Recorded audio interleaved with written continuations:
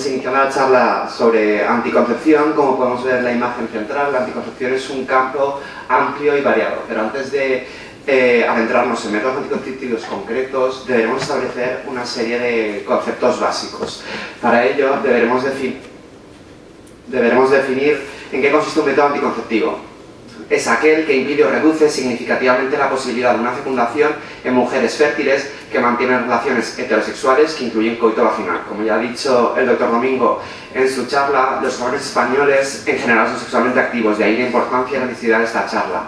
La edad de inicio de las relaciones sexuales en España es aproximadamente en torno a los 15,5 años, y la importancia sobre todo de la anticoncepción es que la mayoría de ellos afirman utilizar algún método anticonceptivo. En el 2011 este porcentaje de adolescentes alcanzaba el 93,2%. Una de las principales exigencias que tanto usuarios como profesionales sanitarios realizamos sobre un método anticonceptivo es la eficacia, y para su valoración lo que utilizamos es el denominado índice de Pearl. El índice de Pearl se basa en el número de embarazos que suceden en un grupo de 100 mujeres utilizando un método anticonceptivo durante un año. Como podemos ver en esta tabla con datos sobre Estados Unidos, se compara un uso típico, que es el uso real, con un uso perfecto, el uso sin ningún tipo de fallo. El único pero que se le podría poner al índice de Pearl sería que considera que todas las mujeres tienen la misma capacidad de quedarse embarazadas, sin tener en cuenta que determinadas parejas que tienen una experiencia en el uso de un método anticonceptivo tienen un menor riesgo que aquellas con un inicio reciente. Lo primero que debemos de tener claro es que la edad por sí misma no constituye una razón médica para no facilitar métodos anticonceptivos a los jóvenes. Por lo tanto, debemos de aportar información adecuada sobre una amplia variedad de opciones, teniendo en cuenta sobre todo factores sociales y comportamientos del joven en cuestión. No obstante, sería ridículo no considerar que los jóvenes tienen necesidades anticonceptivas específicas. El método anticonceptivo elegido debe tener una elevada eficacia, debe tener un fácil uso, una protección frente a infecciones de transmisión sexual, así como mínimos riesgos de efectos secundarios, una buena tolerancia y, sobre todo, debemos aportar una información adecuada. Ya iniciando métodos anticonceptivos concretos, iniciaremos por los métodos naturales. Los métodos naturales se basan en la observación de síntomas asociados a procesos fisiológicos que dan lugar a la ovulación y en la adaptación del acto sexual a estas etapas fértiles o infértiles del ciclo menstrual, sin la utilización ni fármacos, ni procedimientos mecánicos ni quirúrgicos. Los métodos naturales, en el grupo poblacional que nos interesa en la sesión clínica de hoy, no son recomendables por dos motivos fundamentales. Los métodos naturales ya en los adultos tienen una dudosa eficacia y además exigen una regularidad cíclica que en la adolescencia no existe debido a la presencia de ciclos anovulatorios y alteraciones en el ciclo. Haré especial hincapié en el denominado coitus interruptus por la elevada prevalencia en la población adolescente.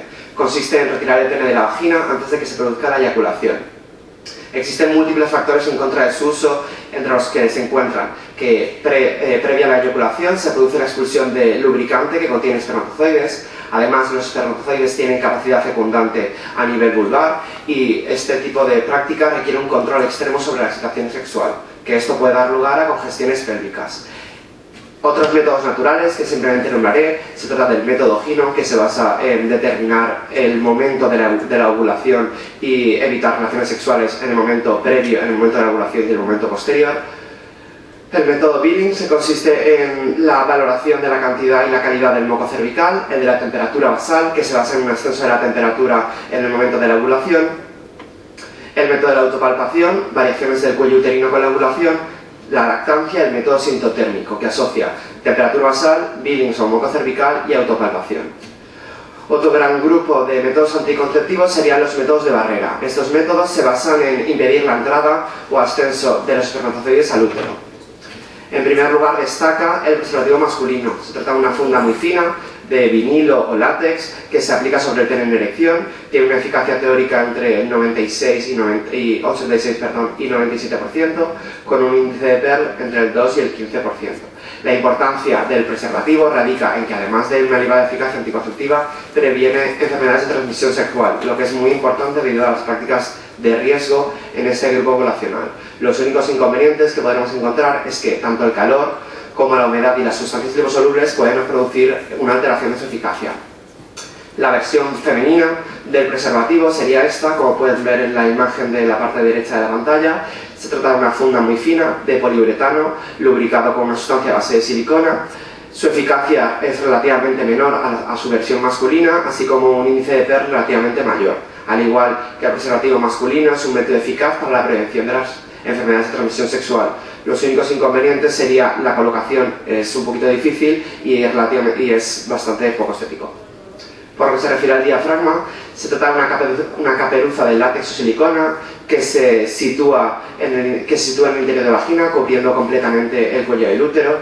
Generalmente se asocia al uso de espermicidas y tiene una eficacia entre el 82 y el 96%, con un índice de PER entre el 6 y el 16%.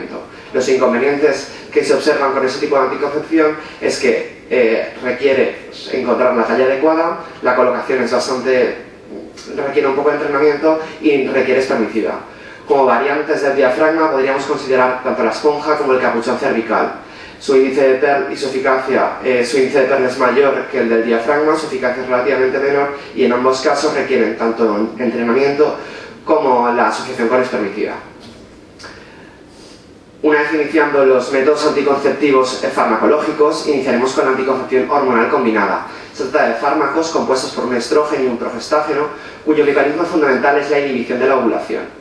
En este campo existe una profunda y constante evolución tanto de dosis como de componentes. Si bien es cierto que hasta la actualidad el componente estrogénico era constante, actualmente se está abogando por la utilización cada vez más de estrógenos más naturales, con lo que se consigue reducir los efectos adversos atribuibles a los estrógenos y mantener la eficacia. La clasificación de la anticoncepción hormonal combinada se puede realizar basándonos en muchos factores. Pueden ser la dosis del estrógeno, según sea dosis fija o variable, según el tipo de gestágeno, según el número de píldoras y sobre todo según la forma de administración. Según la forma de administración dispondremos de vía oral, cuyo índice de PER es del 2,1%. Se ha demostrado que no existe diferencias significativas ni en seguridad ni en efectos secundarios entre preparados multifásicos que cambian de dosis a lo largo del ciclo o monofásicos, con una dosis fija a lo largo del mismo. La anticoncepción combinada oral se inicia en el primer día del ciclo, siendo efectiva desde ese mismo momento, y si se inicia entre el primero y el quinto día, se requiere un método adicional durante 7 días. No hay ventajas entre cambiar de preparado si para el adolescente o para el joven en cuestión está bien tolerado y bien aceptado. Un pequeño hincapié en el tema de los olvidos es que si se produce un olvido, simplemente es tomarla inmediatamente y seguir tomándola. En caso de que se produzcan 2 olvidos, sí que hay que utilizar el método adicional durante 7 días. El inconveniente de este tipo de anticoncepción es la presencia de vómitos. Se producen vómitos entre las primeras 2-4 horas de la toma, debemos tomarla de nuevo y si persisten deberemos utilizar un método adicional. La vía de administración vaginal se trata de un anillo de etilimbenil acetato que libera 120 microgramos de etonogestrel asociado a 15 microgramos de dimetilestradiol. Tiene un índice de PER de 1,23%, que es bastante bueno, y tiene una aplicación mensual. Dura aproximadamente 3 semanas, asociado a una semana de descanso, donde se produce el sangrado por deprivación. Los beneficios de este tipo de administración es que evita el primer paso hepático, con lo que se disminuye la síntesis de factores procoagulantes hepáticos. Tiene una gran capacidad de absorción de la mucosa vaginal, además no se compromete en la presencia de procesos intestinales o vómitos su eficacia. Tiene una fácil colocación y retirada, fácil cumplimiento y además la aplicación vaginal permite la utilización concomitante tanto de espermicidas como de antimicóticos sin que varíe su eficacia. La retirada del anillo menos de 3 horas no tiene trascendencia en su eficacia, simplemente sería lavarlo y colocarlo de nuevo, y si supera las 3 horas sí que requiere un método adicional durante 7 días. En el caso del olvido, en el caso de que se olvidase su retirada en el interior de vagina, tiene un periodo de seguridad de hasta 7 días, por lo que no había ningún problema. Otra vía de administración es la transdérmica. Se trata de parches que liberan 150 microgramos de norelgestromina asociado a 20 microgramos de dimetilestradiol cada 24 horas. Se trata de 3 parches de aplicación semanal con una semana de descanso donde se produce, al igual que en la vía vaginal, menstruación por deprivación. Su colocación se debe evitar que sea siempre en el mismo sitio para evitar sensibilización y se evita también la utilización de crema o aceites corporales previos para evitar el despegue del mismo. El índice de PER también es muy bueno, es de 1,24% y los beneficios que presenta son muy similares a los de la vía vaginal. En el caso de olvido, si en el caso de que a los adolescentes se le olvida colocarse el parche al inicio del ciclo, sería colocarlo de nuevo y empezar a contar desde ese momento, y si se produce el olvido en mitad del ciclo pero no ha superado las 48 horas, simplemente sería colocarlo de nuevo. Si supera las 48 horas sí que habría que utilizar un método anticonceptivo adicional durante unos 7 días. Como todo anticonceptivo, presentan efectos secundarios, tanto beneficiosos como puede ser una regularización del ciclo menstrual, una disminución de la dismenorrea, del sangrado o del dolor preovulatorio, reduce la incidencia tanto de embarazo ectópico como de enfermedad pélvica inflamatoria, mejora el acné, la seborrea y el hirsutismo, presenta un efecto protector frente a la osteoporosis y también un efecto protector frente al cáncer de endometrio y cáncer de ovario. En el caso del cáncer de endometrio supondría una disminución del 40% a los 2-3 años de su uso, que se mantendría hasta 15 años después de finalizar el tratamiento, y en el cáncer de ovario sería un 40% de reducción en los entre los 3 y los primeros 6 meses y hasta un 80% en la utilización a los 10 años. Tiene efectos adversos menores, entre los que podemos destacar las náuseas, los vómitos, cambios humorales, alteraciones del patrón de sangrado, ya sea sangrado intermenstrual, amenorrea o amenorrea pospíldora, inapetencia sexual, infecciones urinarias, mastalgias, cefaleas, entre otros muchos. Pero aquí se encuentran los efectos adversos mayores, que son los que realmente preocupan tanto a usuarios como a profesionales sanitarios a la hora de la prescripción. En el tromboembolismo venoso, estudios recientes han demostrado que el riesgo se encuentra incrementado durante el primer año de su utilización. En el caso de reinicio del método anticonceptivo, obviamente si la paciente presenta factores de riesgos, y en la utilización de gestágenos de tercera generación o de efecto antiandrogénico. No obstante, esta mayor incidencia se estabiliza durante el primer año. En el caso de la tensión arterial, es muy poco frecuente que se produzca hipertensión arterial en el momento de la utilización del mismo. Se produce en un 5% de las pacientes, se produce en los primeros 3-6 meses y se produce por una activación del eje angiotensina-renina-aldosterona. No obstante, hay que tener en cuenta que una hipertensión arterial no se considera contraindicación para la utilización de la anticoncepción. Por lo que se refiere tanto a infarto agudo de miocardio como accidente cerebrovascular agudo, se ha demostrado en estudios recientes que usuarias de anticoncepción hormonal combinada sin factores de riesgo no presentan una incidencia mayor que no usuarias del mismo sin factores de riesgo, por lo que se ha demostrado que son los factores de riesgo los que determinan la incidencia de estas patologías más que la utilización de anticoncepción combinada oral. Por lo que se refiere al cáncer de mama y el cáncer de cervix, si bien es cierto que en el cáncer de mama estudios anteriores hablaban de una elevación escasa del riesgo relativo de su utilización, sobre todo en mujeres menores de 40 años que habían iniciado su toma antes de los 20 y habían alargado su utilización durante más de 5 años. En estudios actuales se considera que no existe una incidencia de riesgo global del cáncer de mama, y en el caso de aparecer, su pronóstico es mucho mejor que en no usuarias del mismo. El cáncer de cervix también se ha demostrado que no se considera factor de riesgo, sino factor facilitador. Solo en el caso de que la usuaria sea portadora del virus del papiloma humano. En usuarias del mismo sin virus del papiloma humano no se ha demostrado un incremento del riesgo de cáncer de cervix. Es una realidad que antes de la prescripción de este tipo de anticonceptivos realizamos una serie de determinaciones analíticas y citológicas. Estudios actuales demuestran que si la paciente no tiene factores de riesgo, ya sea riesgo tromboembólico, riesgo hipertensivo, no es necesario hacer una analítica previa.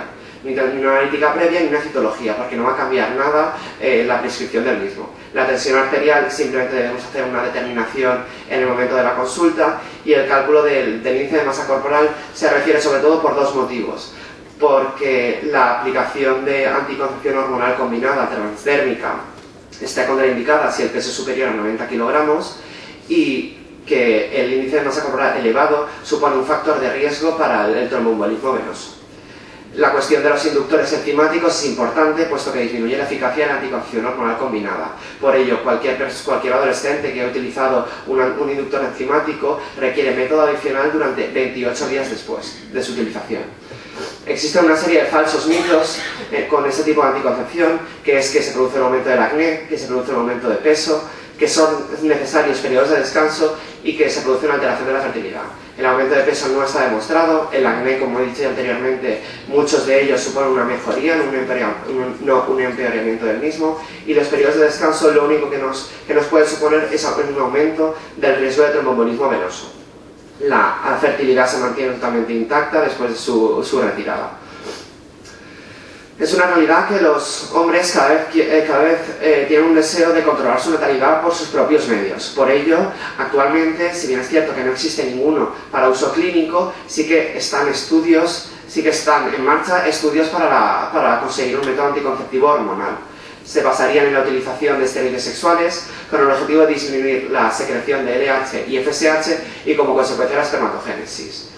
Se demostró que la testosterona sola no inhibe la espermatogénesis, por lo que actualmente se investiga una asociación entre testosterona y progestágeno o bien testosterona y análogo de GnRH. Los factores limitantes son el tiempo, ya que la utilización para conseguir anticoncepción debería ser superior a los 6 meses y todavía presentan muchos efectos secundarios, ya sea ginecomastia, ya sea alopecia, ya sea aumento de peso. Lo que se está abogando actualmente es por la oclusión mediante un implante de silicona reversible en el conducto deferente. Lo bloquea sin romperlo y opción de retirada es fácil. La opción actual que se está utilizando en muchos países europeos es el RISUB, que lo que hace es, además de añadir el implante de silicona, utiliza un gel que destruye espermatozoides y no requiere intervención quirúrgica para su retirada, simplemente la administración mediante inyección de sulfóxido dimetilo. La aparición de efectos adversos para mujeres con anticoncepción hormonal combinada requirió la aparición de una anticoncepción hormonal solo con gestágenos. Mantiene la eficacia anticonceptiva y disminuye los efectos secundarios de los estrógenos. Diferentes tipos. Podemos utilizar la denominada mini píldora.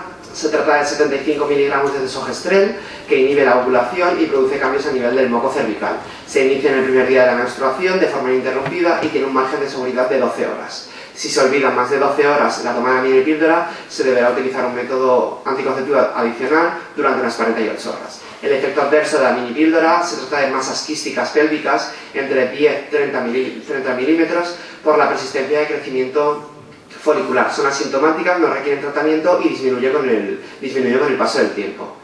Otra forma de administración es el implante. El implante se trata de un cilindro de 40 por 2 milímetros que contiene etonogestrel. La duración es de 3 años y libera 60 microgramos de etonogestrel al día durante 3 meses y 30 microgramos al día durante el resto del tiempo. Como en el caso de la mini píldora, produce anovulación y en este caso asociamos cambios cervicales y cambios a nivel endometriales. Y por último, la vía de administración inyectable.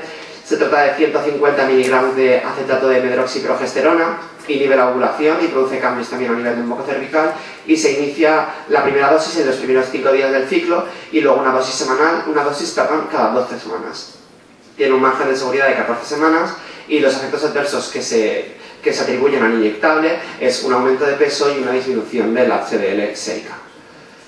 Tiene efectos beneficiosos, como pueden ser tratamiento de la anemia ferropénica y drepanocítica, dismenorrea y menorragia, disminución de convulsión en pacientes epilépticas, protege frente a cáncer de endometrio y de ovario, mejora el dolor en pacientes con endometriosis, disminuye el riesgo de EPI y se puede utilizar en patologías que afectan a la hemostasia primaria.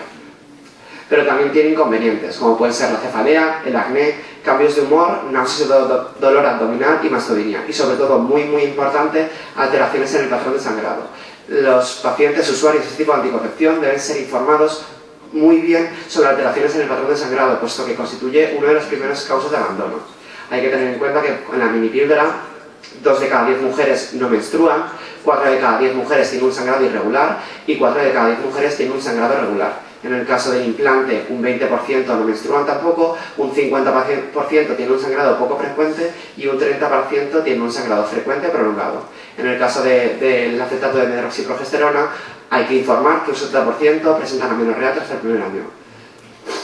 Consideraciones a tener en cuenta, sobre todo en la lactancia. Es una utilización clásica de este tipo de anticoncepción en lactantes. No obstante, la OMS considera que en las primeras 6 semanas de lactancia no se deben utilizar, ya que los riesgos son mucho mayores que los beneficios. Solo considera su utilización en los primeros 6 meses de lactancia en caso de que el riesgo de embarazo sea mucho mayor que la utilización de los mismos y que la paciente no tenga acceso a la sanidad pública. Por lo que se refiere al cáncer de mama, infarto agudo de miocardio, tromboembolismo venoso y accidente cerebrovascular, no suponen un aumento del riesgo. La densidad mineral ósea se ha demostrado que el acetato de medroxiprogesterona supone una disminución de la densidad, pero es reversible tanto con dieta como con ejercicio físico. Por lo que se refiere a los inductores enzimáticos, afecta fundamentalmente a la minipíldora y al implante.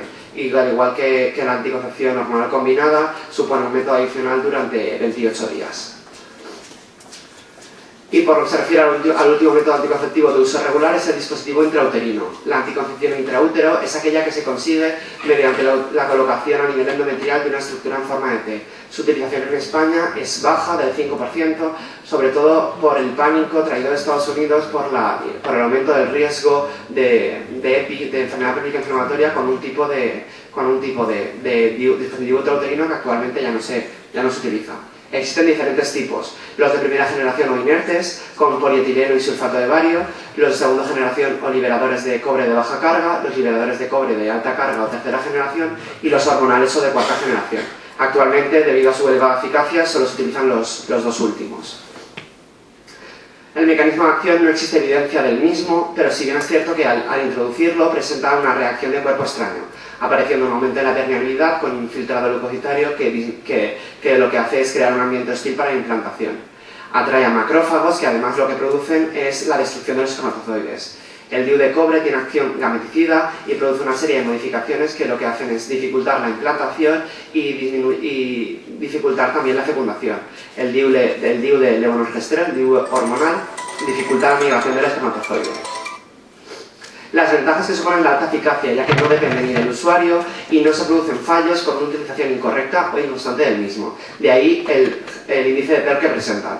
El DIU hormonal presenta un índice de PER del 0,1% y el DIU de cobre de alta carga del 1%. Además tiene efecto protector frente a cáncer de cervix y frente a cáncer de endometrio. No existe ninguna evidencia que diga que uno u otro es mejor para el caso de las nulíparas, pero también presenta inconvenientes. La perforación uterina se produce en una de cada 200 casos y generalmente se produce en el momento de la inserción. Existen factores que lo aumentan, como puede ser un útero en retro o la presencia de malformaciones uterinas. La expulsión está levemente aumentada en el grupo poblacional adolescente y se produce generalmente entre los 3 primeros 6 meses y generalmente con la menstruación. No existe ninguna evidencia que uno u otro presente una menor tasa de expulsión. Por lo que se refiere al sangrado y al dolor, se constituye la primera causa de abandono, el 50% a los 5 años, y se produce fundamentalmente alteraciones en el patrón de sangrado durante los 3 primeros 6 meses. El tratamiento es sencillo, se puede tratar con antiinflamatorios no esteroideos y con ácido tranexámico. Por lo que se refiere a la gestación ectópica y DIU, existe una concepción clásica equivocada que el DIU produce un aumento de la gestación ectópica, pero eso no es cierto. Lo que se produce es un aumento de la proporción del mismo. Estudios recientes han demostrado que pacientes usuarias de DIU tienen una proporción de gestación ectópica mucho inferior a no usuarias de ningún tipo de anticoncepción. Por lo que se refiere a la enfermedad pélvica inflamatoria, presenta una incidencia mayor en los primeros 20 días.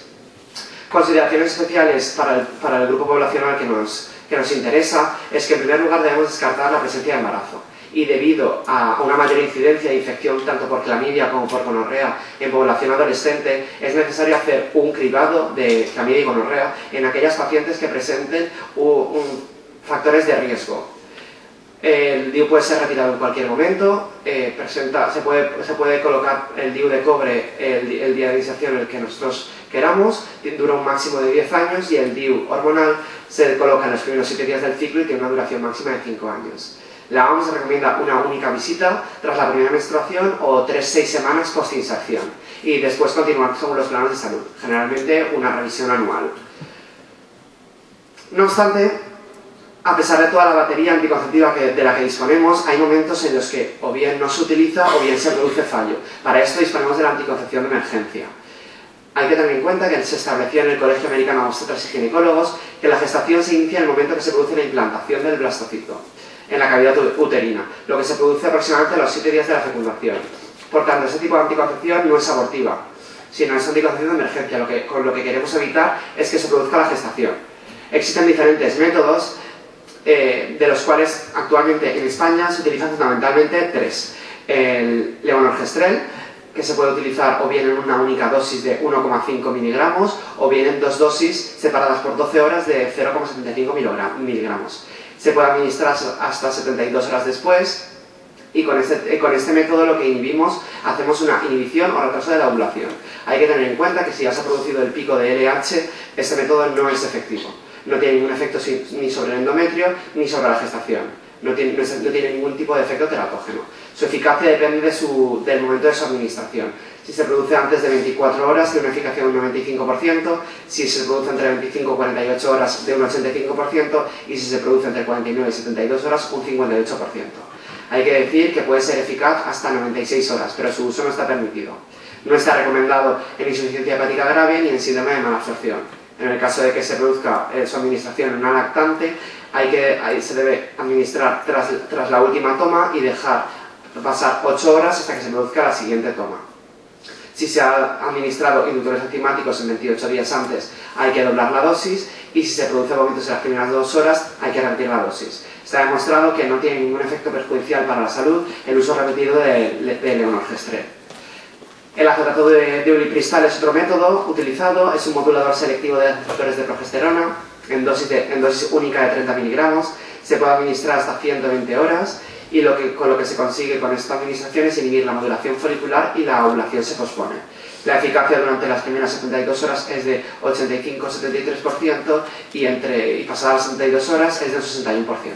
No está recomendado ni en asma grave, no controlada, ni en insuficiencia hepática, ni en renal. Si se aplica una lactante hay que dejar pasar 7 días para retomar la lactancia. No está recomendado su uso concomitante con inductores enzimáticos o fármacos que incrementen el pH gástrico. Disminuye la eficacia de los anticonceptivos, por lo que deberemos utilizar anticonceptivos adicionales en el caso de la anticoncepción hormonal combinada durante 14 días y en solo cogestágenos 9 días. Si se produce vómitos en las primeras 3 horas hay que repetir la dosis. Y por último el DIU. El DIU, se utiliza el DIU de cobre, se puede utilizar hasta 120 horas después y tiene tanto efecto sobre el endometrio como efecto gameticida. Su eficacia es muy alta, del 99 al 100, casi al 100%, y además proporciona una anticoncepción a largo plazo. Hay que tener en cuenta que en el caso de que se haya producido una violación está totalmente contraindicado por el elevado riesgo de infección de transmisión sexual asociada a la misma. Consideraciones. Debemos realizar una anamnesis adecuada. No es necesaria ninguna exploración analítica si no hay retraso menstrual y hay que tomarlo lo antes posible.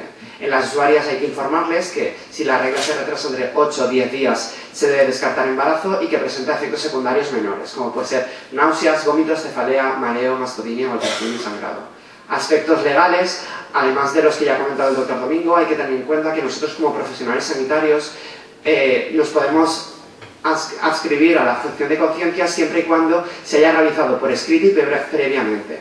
Pero tampoco no podemos olvidar que no es una píldora abortiva, es una píldora anticonceptiva y que la negación de la misma y el retraso en su administración podemos estar concurriendo un delito.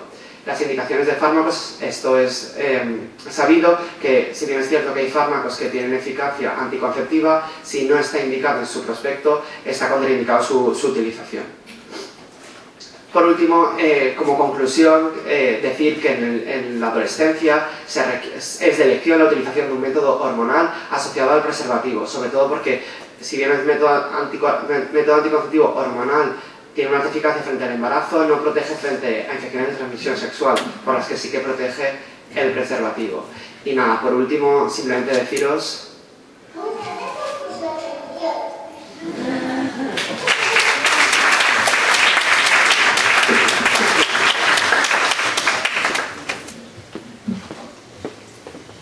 Simplemente si alguien tiene alguna pregunta.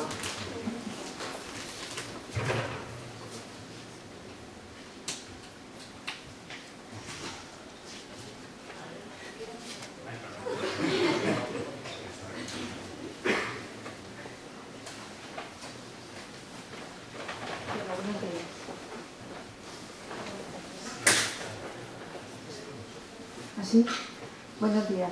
Quisiera hacer una pregunta. Los adolescentes que toman metilfenidato, como son los niños con TDAH, ¿hay alguna contraindicación con estos anticonceptivos hormonales?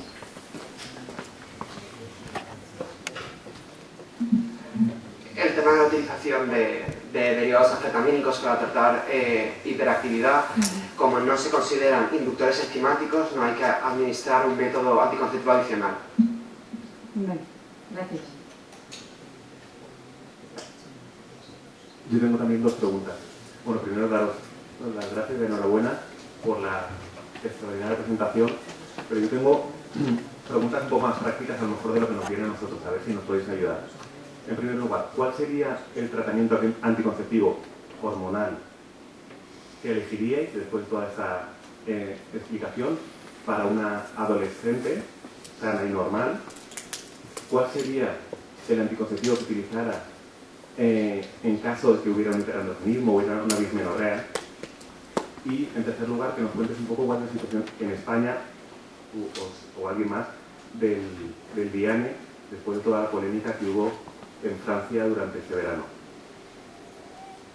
El método anticonceptivo generalmente para una adolescente sana, personalmente yo recomendaría una anticoncepción hormonal combinada. La administración vía vaginal es muy práctica porque son 3 semanas, solo se cambia una vez al mes, pero sobre todo también asociar un método anticonceptivo de barrera para prevenir infecciones de transmisión sexual.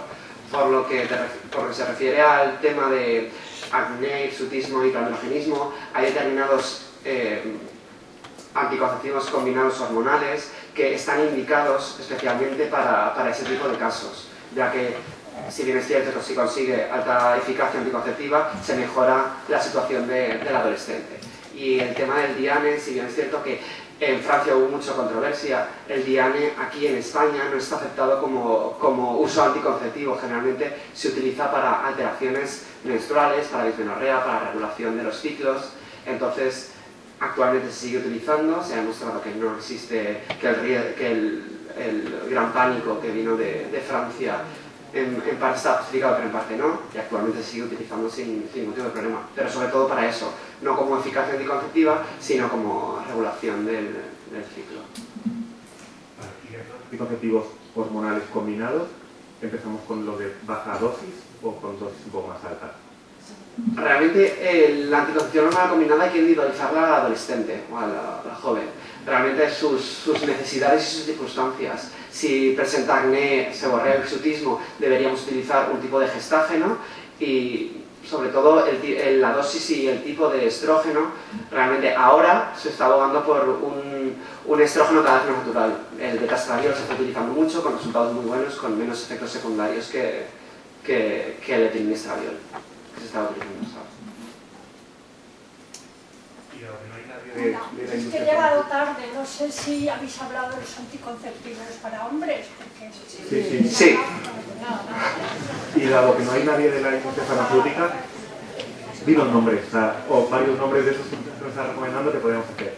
Y luego el problema también con las recetas, porque sí que es verdad que algunos hasta ahora están financiados, ¿no? Pero la mayoría deja de financiarse, la gente reclama que estén financiados, os pide, os cambia a vosotros la actitud según la posibilidad de compra o no. El anillo vaginal actualmente en España solo se está comercializando uno, que es Nuvaring.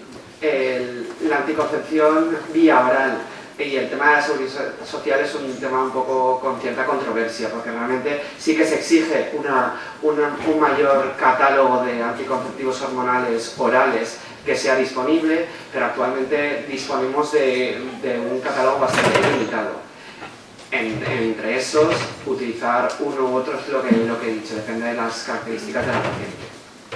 Actualmente el que está financiado por la Seguridad Social son aproximadamente unos 3 euros.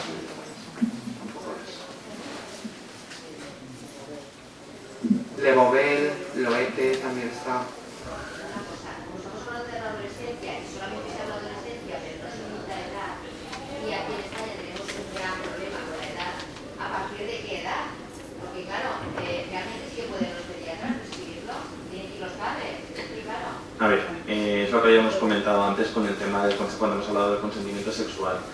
La legislación vigente asume que un actual un mayor de 13 años ya tiene capacidad como para decidir acerca del consentimiento sexual y sobre también, por lo tanto, la toma o solicitud de anticonceptivos. Es decir, sí que lo pueden solicitar y sí que se les puede atender. De hecho, no he querido entrar al detalle en cuanto a lo que es la atención médica al menor, porque de hecho se considera menor maduro, por así decirlo, entre los 13 años e incluso en casos individualizados, con 12 años también se puede considerar menor maduro, que son capaces de tomar decisiones en